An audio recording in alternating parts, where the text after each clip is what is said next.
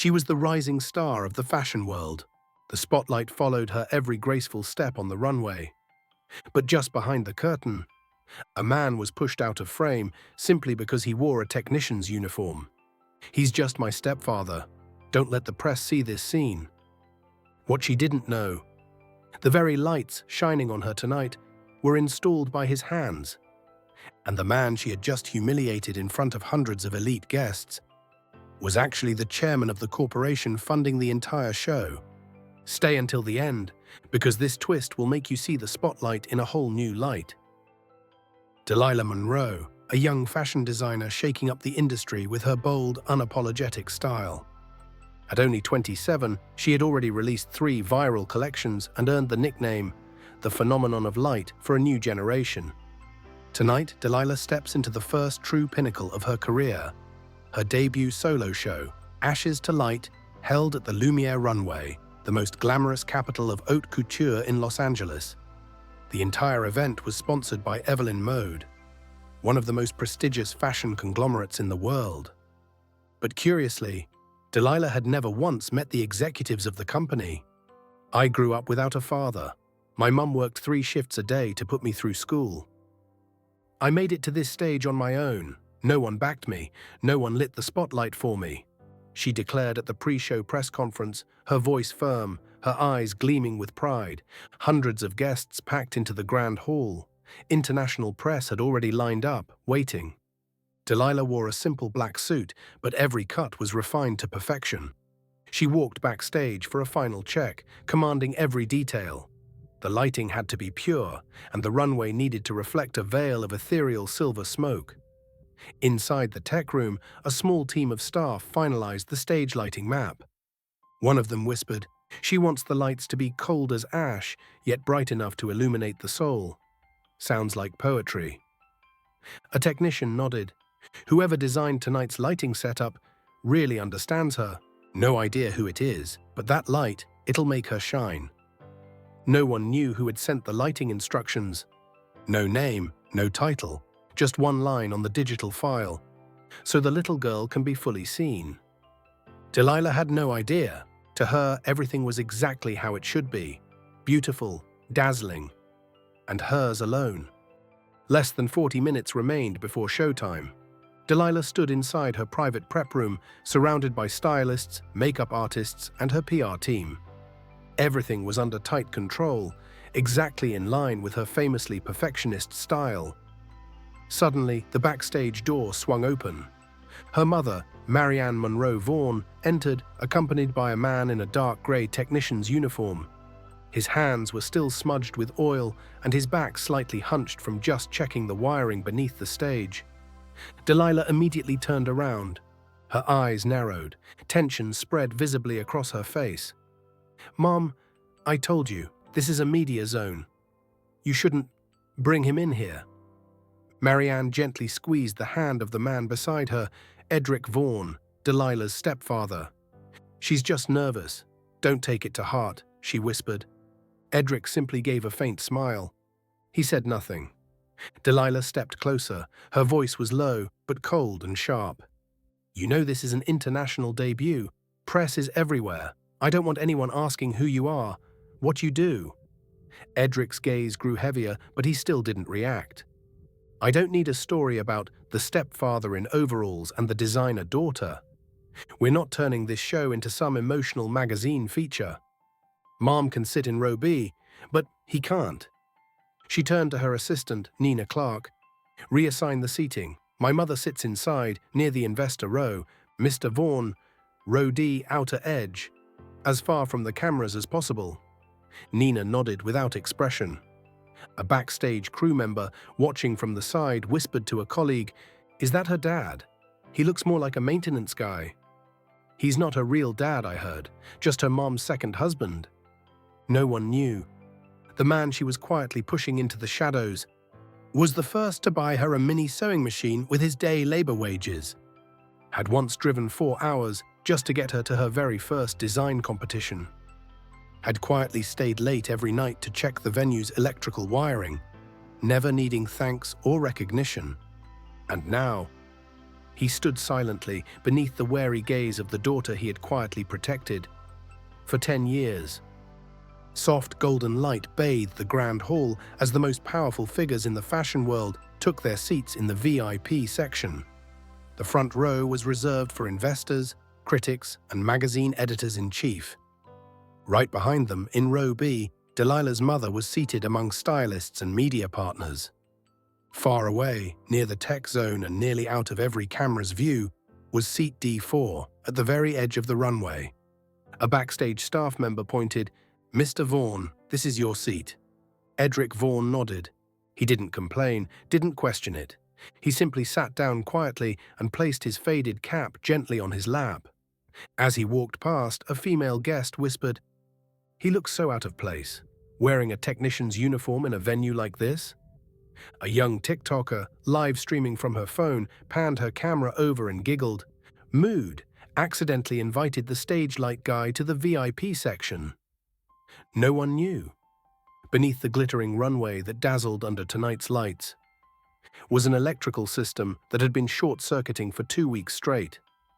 And it was Edric Vaughan who had personally checked every wire, replaced every chip, ensuring nothing would go wrong during his daughter's big night. No contract, no payment, just a father who didn't need to be known, as long as she got to shine.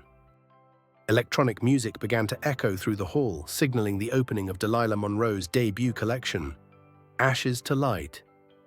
The entire room sank into an otherworldly glow. The runway shimmered like shattered pearls, and each model stepped out as if walking through a dream burning its way out of ash. Behind the curtain, Delilah stood with her heart pounding. She wore a perfectly tailored black suit, an earpiece in one ear, her eyes locked onto every cue with tense focus. Nina Clark leaned in and whispered, "The entire fashion world is watching you. If this show succeeds, you'll enter the top tier." Delilah swallowed hard. She knew everything was riding on tonight, every dream, every year of study, every bicycle ride to unpaid internships, every moment she had swallowed the shame of her origins, all of it led to this. The stage lights shifted to a glowing gold. Delilah stepped out last, met by a roar of applause. Photographers surged forward, cameras flashing. Investors nodded in approval. Cassian Holt, her rival designer, clenched his jaw in silence. She smiled brightly, so brightly that she didn't see the man in seat D4, gently clapping, softly enough so as not to disturb anyone. Edric Vaughan looked at her. He didn't lift his chin high, but in his eyes was light. Not from the stage, but from a love that asked for nothing in return. Next to him, a few guests still murmured, probably a technician who wandered in. Why would someone like that be seated so close to the show? He said nothing. Just as he had said nothing for the past 10 years. After the final bow, Delilah Monroe returned backstage, surrounded by media and warm congratulatory hugs. Cameras followed her every step. Influencers raced to live stream the moment. Isadora Wynn, a powerful investor, approached with praise. "Truly radiant, Delilah. An extraordinary debut. I'm proud to have backed the right designer."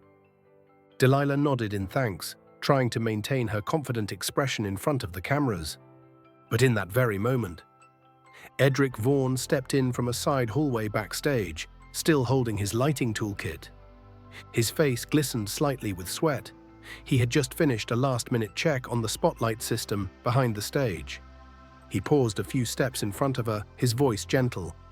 "You did well, Delilah." She turned to face him. Her expression was ice-cold. Right in front of Celeste Harrington, Isadora Wynn, celebrity stylist Damon, and her assistant Nina Clark, Delilah pulled him aside. Her voice dropped, low and sharp as a blade.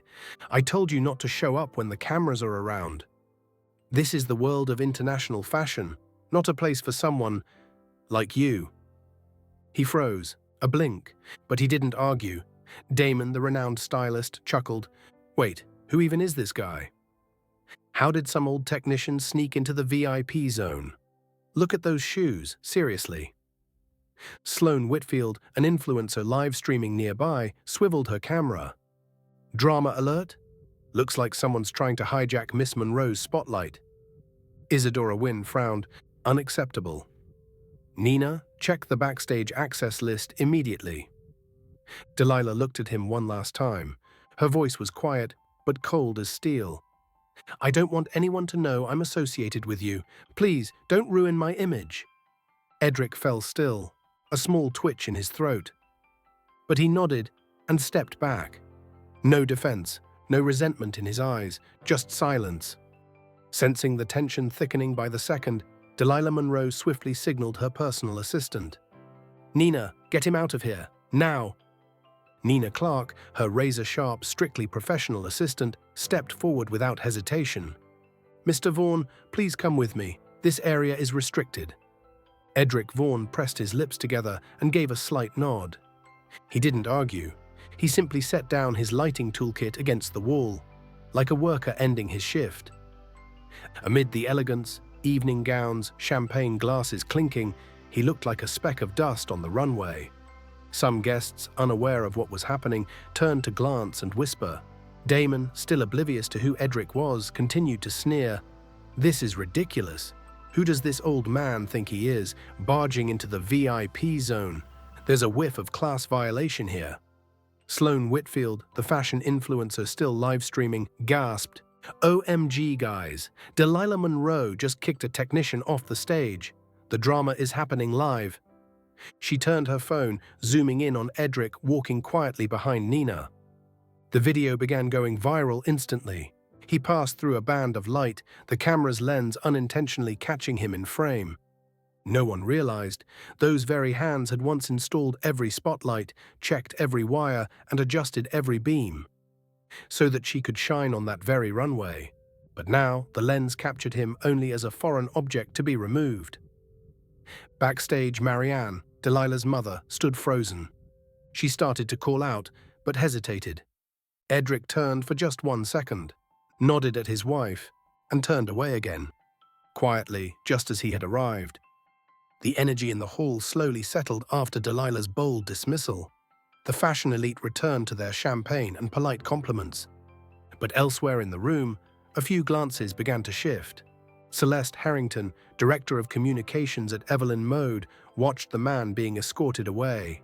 Her brows furrowed. Wait, was that Edric Vaughn? Tristan Blackwell, the acting CEO, heard the name and turned immediately. What did you say? Vaughn who?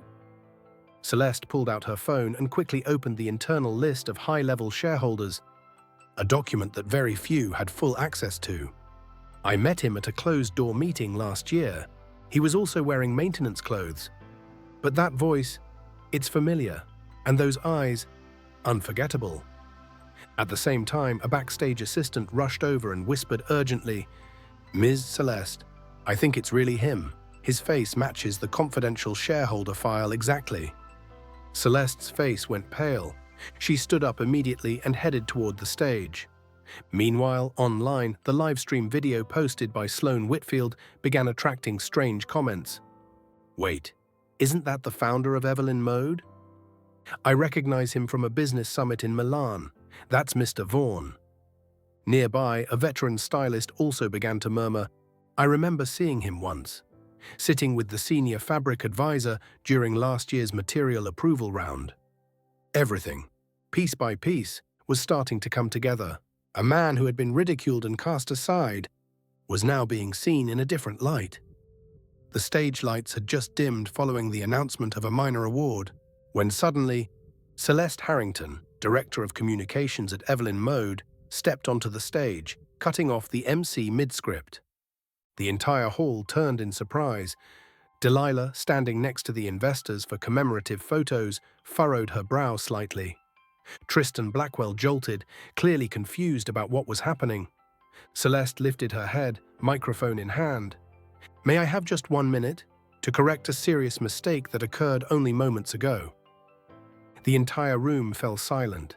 Celeste turned slightly, her eyes drifting toward the wings of the stage, to where a man in a lighting technician's uniform had just exited.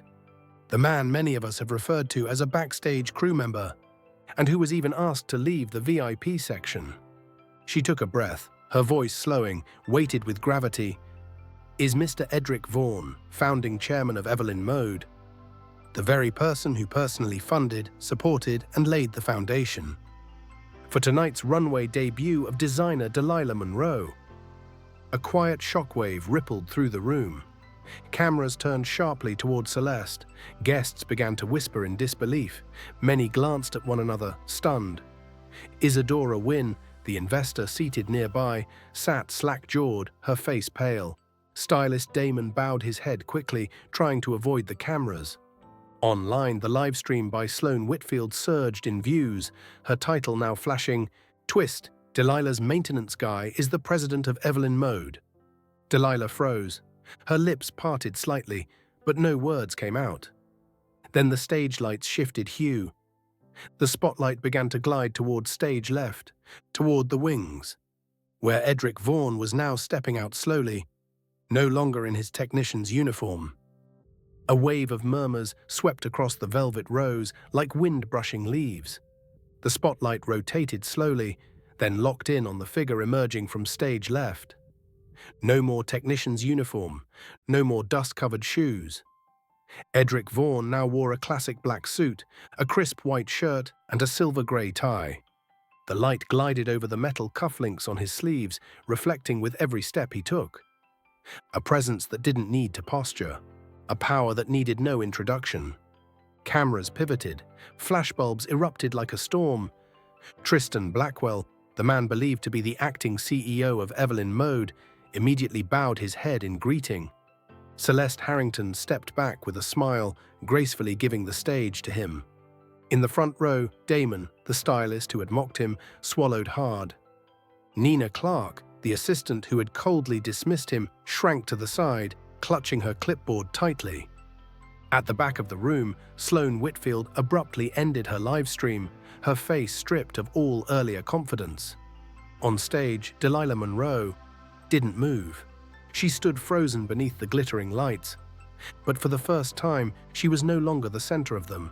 Her eyes were wide, her breath short and uneven.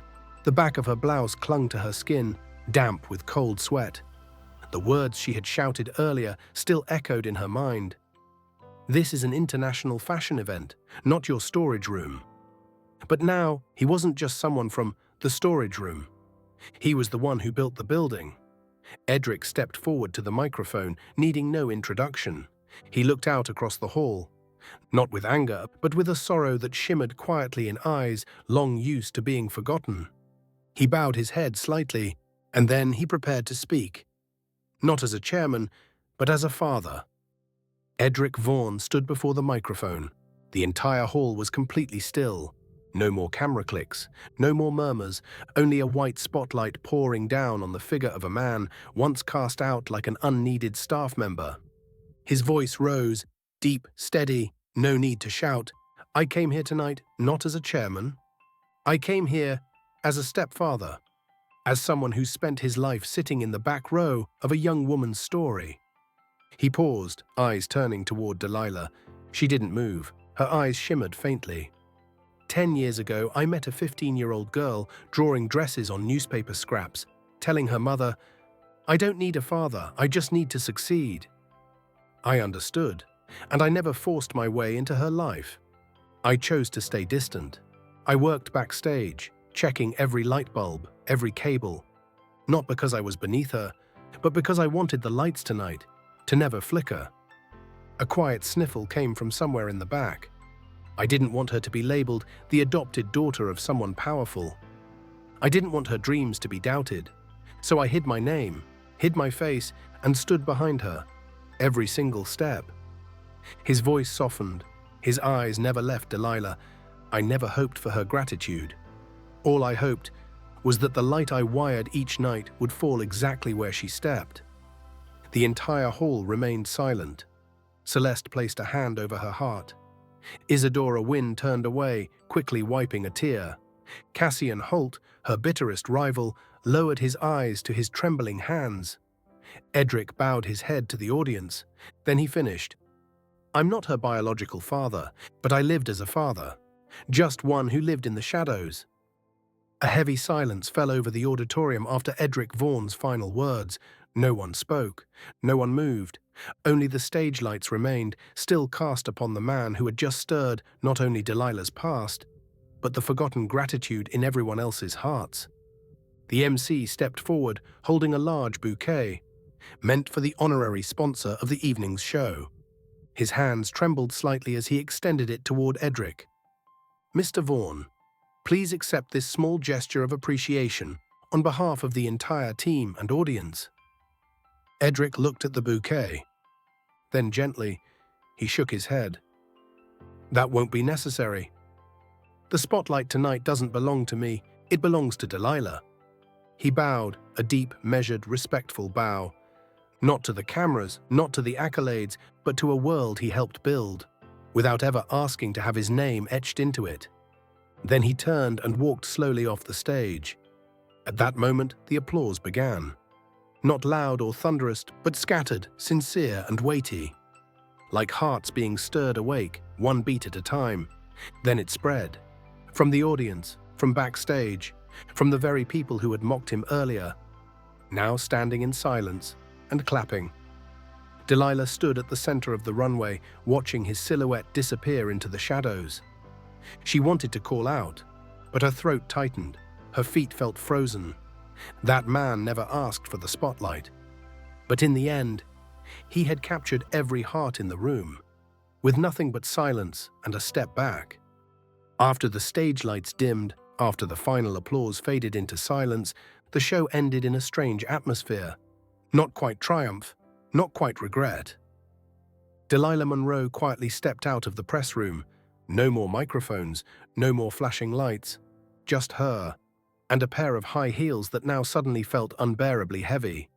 She walked past the VIP rows and stopped at a familiar seat. Seat D4, where Edric Vaughan had sat so quietly at the start of the evening. The seat was now empty. On it, a folded piece of paper lay neatly.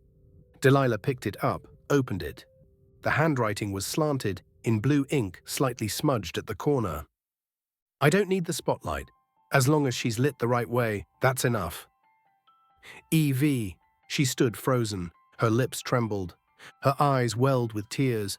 Her hands clutched the paper to her chest, as if holding on to the childhood she had once thrown away, along with the stepfather she had never dared call Dad. For the first time, no cameras, no audience.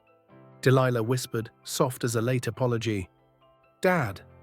The dim light from the stage still flickered faintly, but now it shone upon a woman crying, not from failure, but from finally realizing who had always stood behind the glow of her success.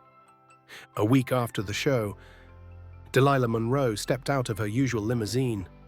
No flowing gown, no sunglasses hiding half her face, just a girl in a plain white shirt holding a bouquet of wild daisies. She walked into an old workshop at the far end of a suburban street, where the scent of wood, oil, and memories lingered in the air. On a dusty, time-worn wooden table were his old work gloves. Beside them, a brown cardboard box, scrawled across the top, "For Delilah, if the day ever comes when you're ready to look back." Her hands trembled as she opened it. Inside were dozens of early sketches. Dresses made from leftover fabric, newspaper, and cardboard scraps.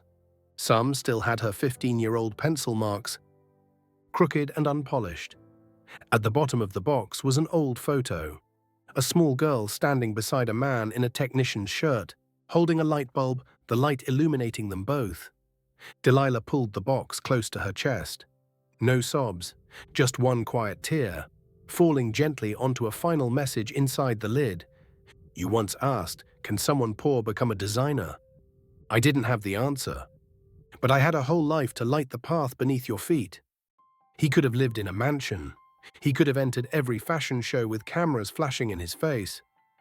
He could have sat front row, next to the biggest names in the industry, but he chose row D by the wall, chose to wear a technician's uniform, chose to stand behind the lights, so the girl he loved could step into them.